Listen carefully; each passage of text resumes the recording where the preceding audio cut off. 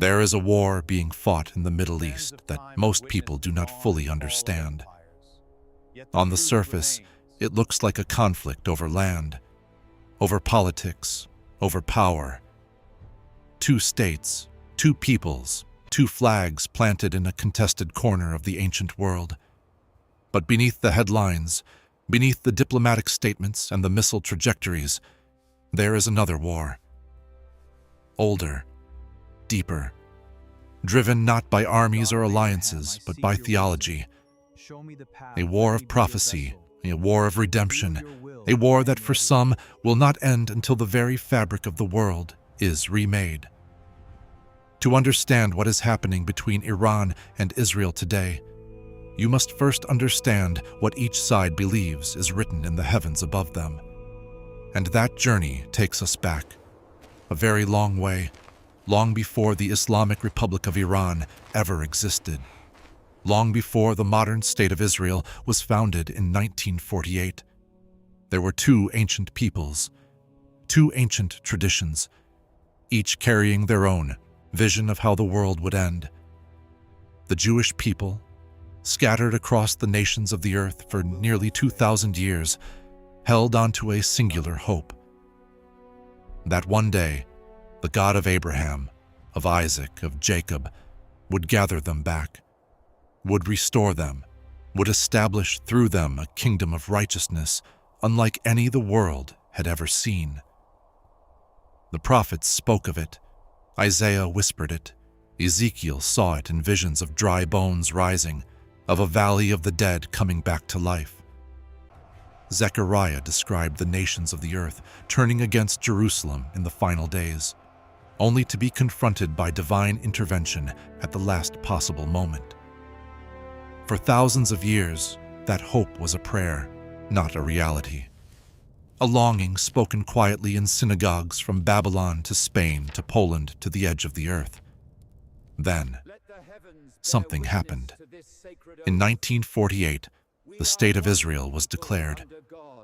For Jewish believers and for many Christians who read the same ancient texts, this was not a coincidence. This was not merely politics. This was the hand of history moving, or perhaps something far beyond history.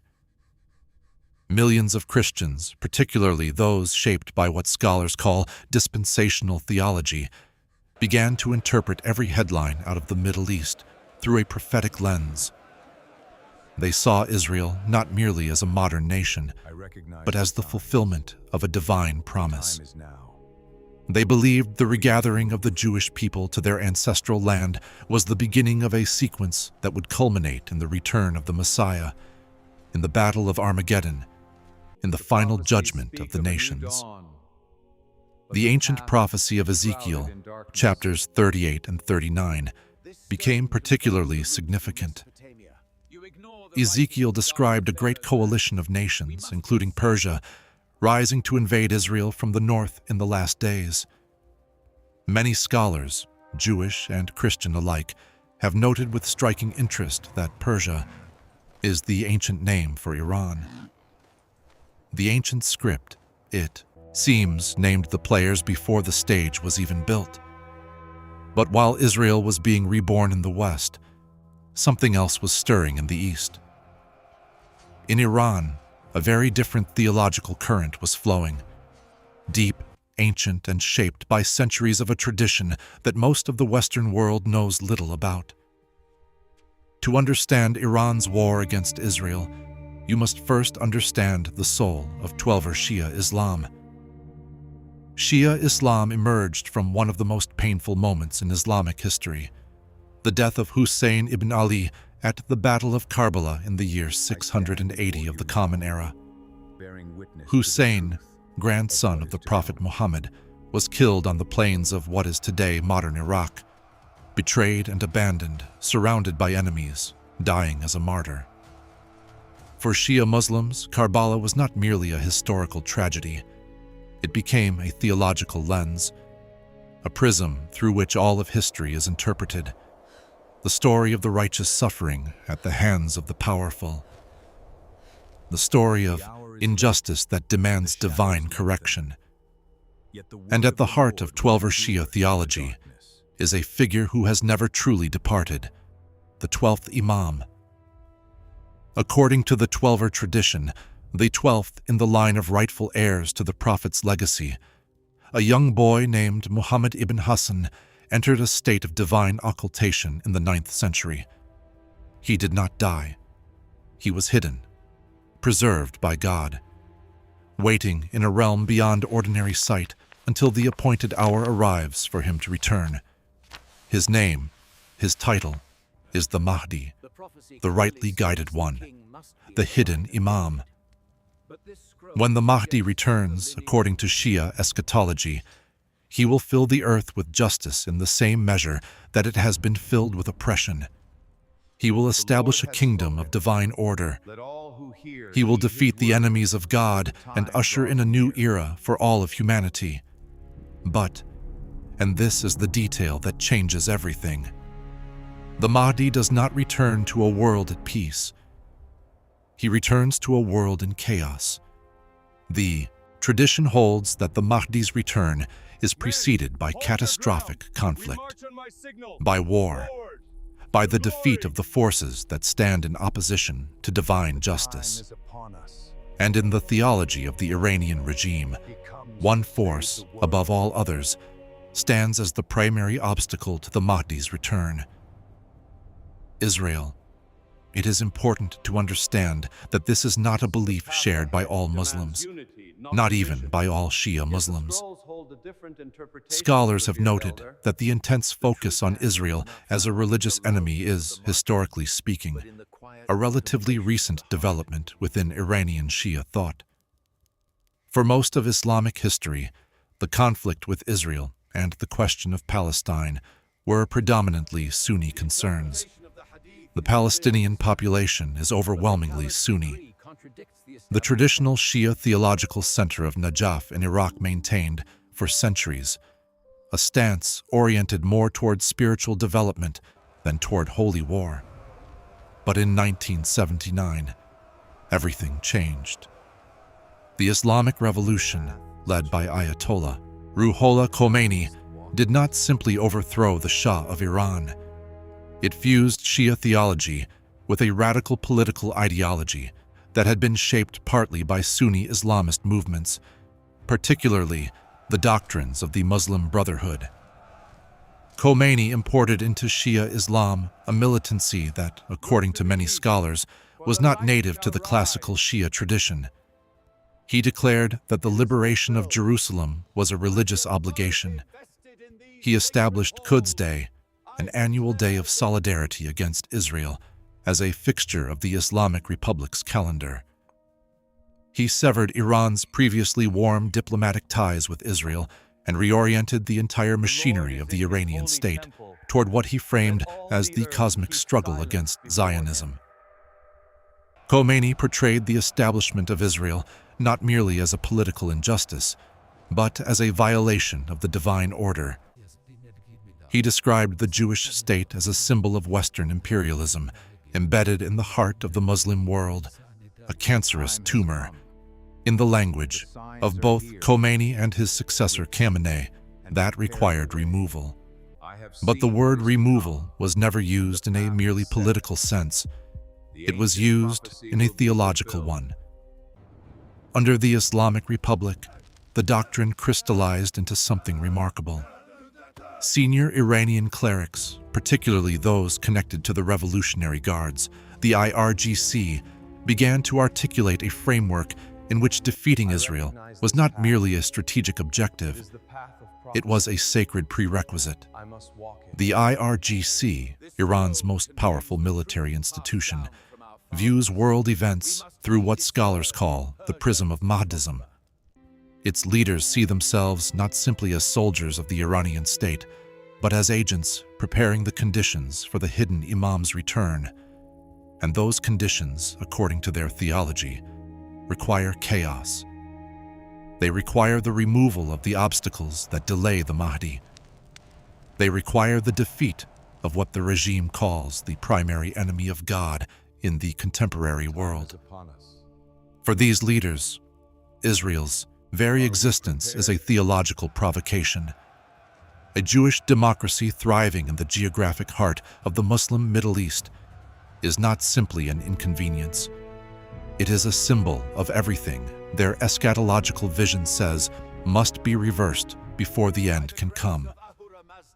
Iranian officials have been documented citing beliefs that the Mahdi cannot return until what they describe as the final defeat of their enemies. The regime has used this framework to galvanize both its domestic population and its network of regional proxies.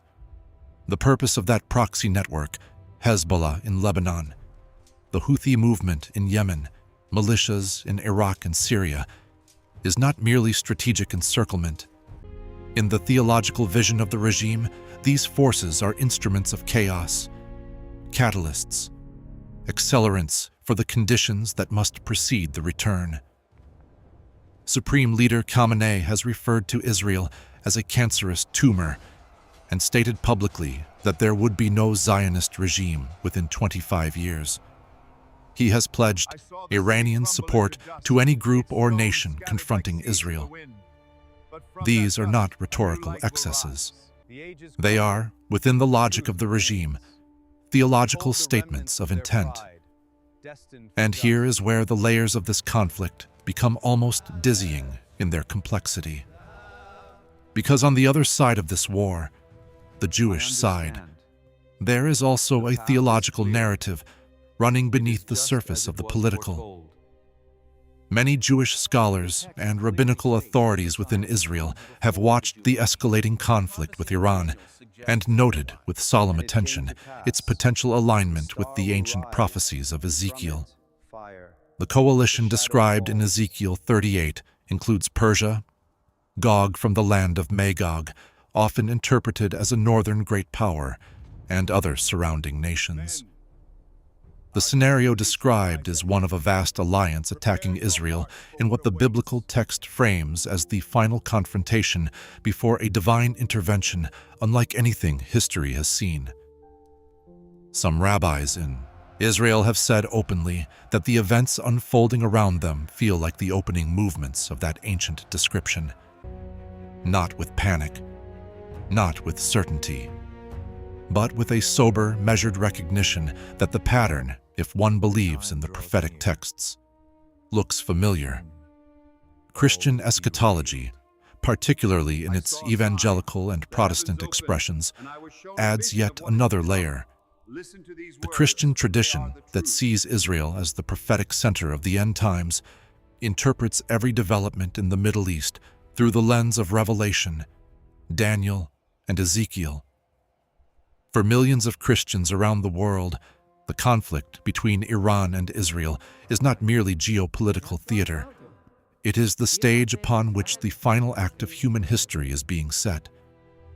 And so you have something almost without precedent in the modern world. Three major religious traditions, Judaism, Christianity, and Islam, each interpreting the same conflict through their own eschatological frameworks, each seeing in the same events a different version of the same approaching horizon. The Jewish lens, the long-promised return, and the final test of the nation. The Christian lens, the fulfillment of prophetic scripture and the preparation for the second coming. The Iranian Shia lens, the necessary chaos before the hidden Imam breaks free from occultation. All three looking at the same war. All three seeing the end. The words are clear. There is a particular dimension of Iran's theological framework that separates it from all others in its potential danger. Most states, when they consider nuclear weapons, think in terms of deterrence. The logic of mutually assured destruction has kept the great powers from using their most devastating weapons for decades. The understanding is simple and terrible. If I destroy you, I destroy myself. But some analysts who study the Iranian regime's eschatological framework have raised a deeply disturbing possibility. If the regime's leadership genuinely believes that the necessary precondition for the Mahdi's return is catastrophic global chaos, If they believe that Israel must be eliminated as a divine mandate, then the logic of deterrence may not apply in the same way. A state that believes destruction itself is a sacred act, a state that frames nuclear capability as a divine instrument, does not calculate risk the same way other states do. This is not a theoretical concern. Senior Iranian ayatollahs have spoken publicly about the need for widespread conflict to precipitate the Imam's return. They have described war with the West not as something to be avoided, but as something to be anticipated, even welcomed. The Hudson Institute's researchers have documented statements by Iranian religious leaders describing exactly this framework. Senior Ayatollah Mohammad Mahdi Mirbagheri, for example, stated explicitly that in order for the hidden Imam to reappear, widespread fighting with the West must occur. These are not the words of a regime operating within the framework of normal statecraft. And yet the picture is not entirely uniform. Iran is not a monolith. Within Iranian civil society, there is significant dissent. Millions of Iranians do not share the regime's theological extremism. Traditional Shia scholarship, centered in the Iraqi city of Najaf, has historically maintained a far more quietist, spiritually oriented approach. The idea that clerics should use state power to engineer apocalyptic conditions would have been foreign, even offensive to classical Shia thought. There are scholars who argue that Khomeini's revolution was, in significant ways, a theological aberration, that it grafted Sunni Islamist militancy onto the Shia tradition to produce something that neither tradition, in its original form, would have recognized. The Sunni world itself is not unified. Arab states like Saudi Arabia, the United Arab Emirates, and Egypt have their own complicated relationships with the Palestinian cause and with Israel, shaped as much by political calculation as by theology. The Abraham Accords, which normalized relations between Israel and several Arab states, demonstrated that for many Sunni-majority governments, the theological argument against Israel is far less absolute than the Iranian regime would claim. Even within the Islamic world, then, there is no single eschatological narrative. There are, instead, competing visions, competing prophecies, competing readings of what God requires of history. What makes the Iran-Israel conflict so uniquely dangerous in our present moment is precisely this collision of eschatological certainties. When two sides in a conflict both believe that their actions are cosmically sanctioned, when both believe they are protagonists in a divine narrative that must reach its appointed conclusion, the usual mechanisms of diplomacy and de-escalation become profoundly strained. You cannot negotiate with a prophecy. You cannot deter a theological mandate. You cannot appeal to the rational self-interest of a leadership that believes chaos serves a higher purpose. This does not mean that conflict is inevitable. History is not a script without the possibility of revision. Human choices still shape outcomes. And within both the Iranian and Israeli societies, there are voices that seek a different path. But it does mean that any attempt to understand this conflict purely through the lens of conventional geopolitics will remain incomplete. Dangerously incomplete. The weapons are modern, the missiles are precise, the satellites are orbiting, but the ideas driving some of the most critical decisions in this conflict are ancient.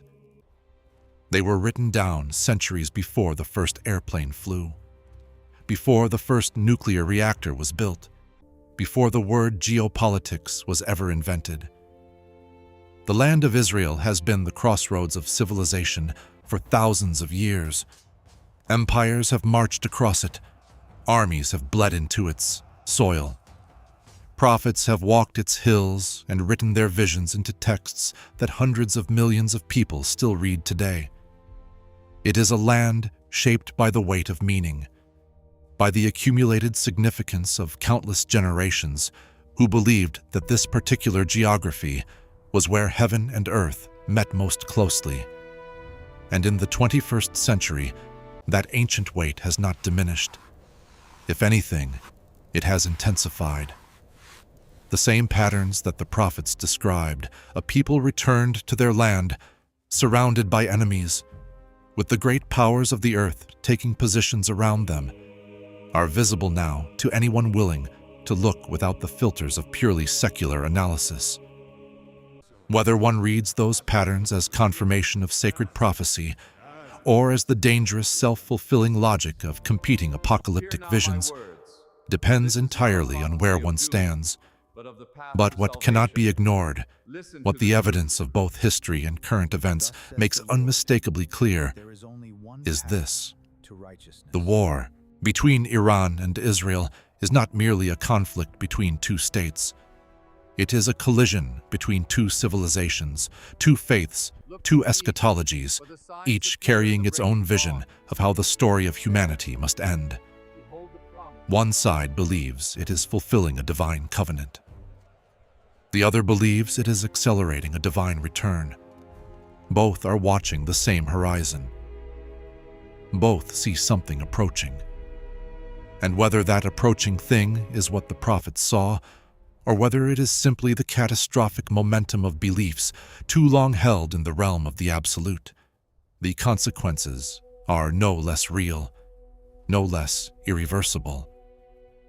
Modern wars are fought with drones and satellites and encrypted communications.